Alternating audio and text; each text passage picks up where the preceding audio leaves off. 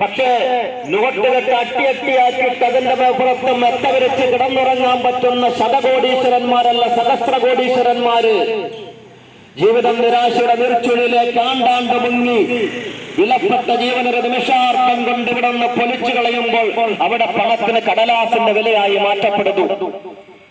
Multi speciality ഹോസ്പിറ്റലിലെ ഏറ്റവും വിദഗ്ധനായ ഡോക്ടറുടെ കീഴിൽ ചികിത്സിക്കുന്ന ഒരു രോഗി, ആ രോഗിക്ക് ഡോക്ടർ പഠിച്ച വൈദ്യശാസ്ത്രജ്ഞാനവും ഡോക്ടറുടെ പ്രായോഗിക പരിചയവും എല്ലാം പരിശ്രമിച്ചിട്ടും ഒടുവിൽ പരാജയപ്പെടുന്ന ഘട്ടത്തിൽ ഡോക്ടർ പറയും, ഇനി ഞങ്ങൾക്കൊന്നും ചെയ്യാനില്ല, നിങ്ങൾ വിശ്വാസിയാണെങ്കിൽ ഒന്ന് പ്രാർത്ഥിക്കാൻ പറയും.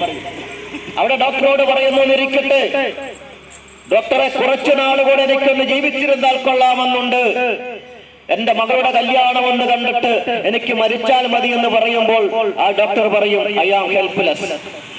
അവിടെ പണത്തിന്റെ മൂല്യം എന്ന് പറയുന്നത് വെറും കടലാസിന്റെ മൂല്യമായി അവിടെ താഴുന്നു. ഒരു കാലത്ത് മനുഷ്യൻ വിചാരിച്ച് മനുഷ്യന്റെ ഈ പ്രശ്നങ്ങളുടെ എല്ലാം കാരണം വിദ്യാഭ്യാസമില്ലാത്തതാണ്. അത് പ്രശ്നം തന്നെയാണ് കേട്ടോ, വിദ്യാഭ്യാസമില്ലാത്തത് പ്രശ്നം തന്നെയാണ്. പക്ഷെ അതുകൊണ്ട് എല്ലാ പ്രശ്നവും പരിഹരിക്കപ്പെടുമെന്ന് ചോദിച്ചാൽ ഇല്ല എന്ന് ഈ ലോകം നമ്മളെ പഠിപ്പിക്കുന്നു. എന്താണെന്ന് ചോദിച്ചാൽ നമ്മുടെ നാട്ടുഭാഷയിൽ കാരണവന്മാര് പഠിപ്പിച്ച പതിരില്ലാത്ത പഴമൊഴിയിൽ പറഞ്ഞ് നമ്മുടെ മനസ്സിൽ പതിപ്പിച്ചതുപോലെ കാത്തട്ടിപ്പും മുക്കാവെട്ടിപ്പുമായി നടന്ന കുട്ടിക്കള്ളന്മാരൊക്കെ മനുഷ്യന്റെ വിദ്യാഭ്യാസവും സാങ്കേതിക വിദ്യയും വികസിച്ചു കഴിഞ്ഞപ്പോൾ നമ്മുടെ സെൽ ഫോണിലേക്ക് ഒരു അനോണിമസ് കോൾ അയക്കും. ആ കോളിൽ നമ്മൾ റിപ്ലൈ കൊടുത്തു കഴിഞ്ഞാൽ നമ്മുടെ ഡെബിറ്റ് കാർഡിലെ മുഴുവൻ ഡാറ്റയും ചോർത്തി നമ്മുടെ ബാങ്ക് ബാലൻസ് കാലിയാക്കുന്ന സൈബർ കുറ്റവാളികളുടെ കാലഘട്ടത്തിലേക്ക് മനുഷ്യൻ മാറ്റപ്പെട്ടു എന്നല്ലാതെ അടിസ്ഥാനപരമായിട്ട് മനുഷ്യനെ നന്നാക്കുന്നതിൽ ഇവിടെ വിദ്യാഭ്യാസം വിജയിച്ചില്ല. വിദ്യാഭ്യാസം വേണ്ടെന്നല്ല ഞാൻ ഈ പറഞ്ഞത്. നമ്മുടെ ഭാരത സംസ്കാരം പഠിപ്പിക്കുന്നത് എന്താണ്? ഭാരത സംസ്കാരം എന്ന് പറഞ്ഞ ഒറ്റ സംസ്കാരമല്ല, അതിൽ നല്ല വശങ്ങൾ പറയുന്നത് എന്താണ്? മാതാപിതാ ഗുരുദൈവം എന്നല്ലേ മാതാവിനും പിതാവിനും ഈശ്വരനും ഒപ്പം ചേർത്ത് പറയുന്ന ഒരു പേരുണ്ടെങ്കിൽ അത് നാട് ഭരിക്കുന്ന രാജാവിന്റെ പേരല്ല, അക്ഷരത്തിന്റെ അഗ്നി ഉള്ളിക്കൊളുത്തിയ ഗുരുവിന്റെ പേരാണ് പറയുന്നത്. ആ ഗുരു ശിഷ്യന്മാരെ പുത്രവാത്സല്യത്തോടെ കാണണം, ആ ശിഷ്യൻ ഗുരുവിനെ ഈശ്വരതുല്യം കാണണം. അങ്ങനെയാണ് നമ്മൾ പഠിച്ചതും കണ്ടതും കേട്ടതും ചെയ്തതും കൊണ്ടതും. പക്ഷേ കാമം കത്തുന്ന കണ്ണുകളോടുകൂടെ അധ്യാപകൻ വിദ്യാർത്ഥിയെ നോക്കുമ്പോൾ ഇവിടെ വിദ്യാഭ്യാസം കൊണ്ട് മനുഷ്യൻ നന്നായി എന്ന് ചോദിച്ചാൽ നന്നായില്ലെന്ന് പറയേണ്ടി വരും. അപ്പോൾ നേരെ തിരിച്ച് 14 വയസ്സുള്ള ഒരു കുട്ടി അധ്യാപകന്റെ നേരെ കൊലവരെ മുഴക്കുമ്പോൾ ഇവിടെ വിദ്യാഭ്യാസം കൊണ്ട് മനുഷ്യൻ നന്നായെന്ന് ചോദിച്ചാൽ നന്നായില്ല എന്ന് തന്നെ പറയേണ്ടി വരും. ഇനി മതപ്രചരണം കൊണ്ട് മനുഷ്യൻ നന്നായെന്ന് ചോദിച്ചാൽ അതും നന്നായില്ല എന്ന് പറയേണ്ടി വരും. മതപ്രചരണം കൊണ്ട് മനുഷ്യൻ നന്നാകുമായിരുന്നെങ്കിൽ ഈ ലോകത്തെ ഏറ്റവും നല്ല മനുഷ്യൻ നമ്മൾ ഇന്ത്യക്കാരാകും. നമ്മൾ മോശക്കാരാണെന്നല്ല ഞാൻ പറഞ്ഞത്. ഇവിടെ ഇല്ലാത്ത മതങ്ങളില്ല. നിങ്ങൾ ചെന്ന് നോക്കിക്കോ, ഇവിടുത്തെ ഷാപ്പിൽ എനിക്ക് അവരോട് വിരോധമൊന്നുമില്ല. ഇവിടുത്തെ മദ്യഷാപ്പിൽ ചെന്ന് നോക്കിക്കോ, അവിടെ എല്ലാ മതക്കാരും ഉണ്ട്, ഒരു മതക്കാർക്കും കുറവില്ല.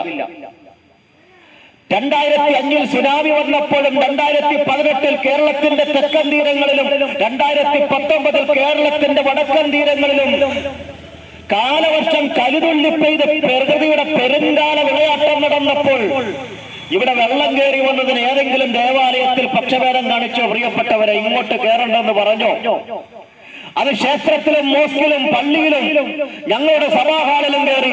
അങ്ങനെ പ്രളയം വന്നപ്പോൾ ഒരു മതത്തിനും ഭേദം വച്ചില്ല.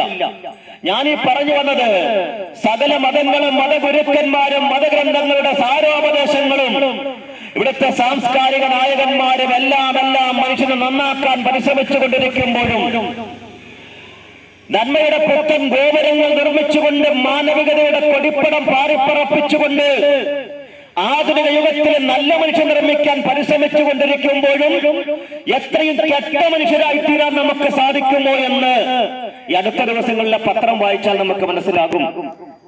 ആഭിചാരത്തിന്റെ പേരിൽ മദ്യവും പുകവലിയൊക്കെ നിർബന്ധിച്ചേൽപ്പിക്കുകയും സ്വന്തം ജന്മം കൊടുത്ത ചോരക്കുഞ്ഞിന് മദ്യം കൊടുത്തുകൊണ്ട് കാമുകനൊപ്പം ആ കുഞ്ഞിനെ നിഷ്കരണം പീഡിപ്പിക്കുകയും ചെയ്യുന്ന അമ്മമാരുടെ നാട്ടിലേക്ക് നമ്മുടെ നാട് കടന്നെടുത്തു.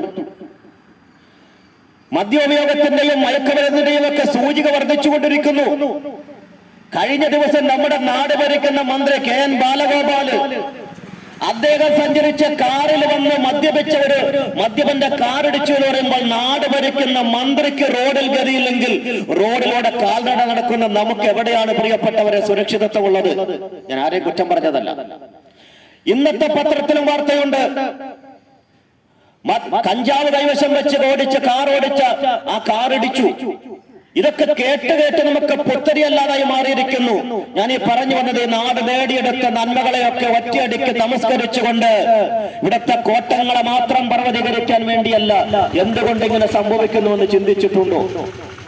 വിശുദ്ധ ബൈബിൾ വ്യക്തമായി പറയുന്നു, മനുഷ്യന്റെ പാപമാണ് മനുഷ്യനെ കൊണ്ട് ഇതൊക്കെയും ചെയ്യിക്കുന്നത്. ആ പാപം എന്ന് പറയുന്ന സത്വം അത് ബൈബിളിന്റെ മാത്രം കുത്തകയൊന്നുമല്ല. എല്ലാ മതസാഹിത്യങ്ങളും മനുഷ്യൻ പാപിയാണെന്ന് പറയുന്നുണ്ട്.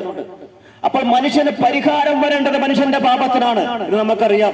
ഒരുപാട് ഹോസ്പിറ്റലുണ്ട്, ആരോഗ്യരംഗം. ഞാനതിനെതിരൊന്നുമല്ല. ഞാനത് തെറ്റായ അർത്ഥത്തിൽ പറയുന്നല്ല സുഹൃത്തുക്കളെ. ഈ ലോകത്തെ അത്യാധുനിക ചികിത്സാ സംവിധാനങ്ങളുള്ള ഹോസ്പിറ്റലുകളെല്ലാം നമ്മുടെ കൊച്ചു ഗ്രാമത്തിന്റെ തൊട്ടടുത്ത നഗരത്തിലുമുണ്ട്. നിങ്ങൾ നോക്കിക്കേ, ആ ആശുപത്രിയുടെ മുഴുവൻ വാർഡുകളിലും രോഗികളുണ്ട്. എന്തുകൊണ്ടാണ്? സുഖവാസത്തിന് വേണ്ടി ഹോസ്പിറ്റലിൽ ഇവിടെ ആരെങ്കിലും പോയി കിടക്കുന്നുണ്ടോ? അത്രയും ആശുപത്രി ഉയരുമ്പോൾ നമ്മൾ പറയാതെ പറയുന്നൊരു സത്യമുണ്ട്, അത്രയും രോഗികൾ നമ്മുടെ നാട്ടിലുണ്ടെന്നാണ്. അപ്പൊ ഞാനീ പറഞ്ഞു വന്നത്, മനുഷ്യന്റെ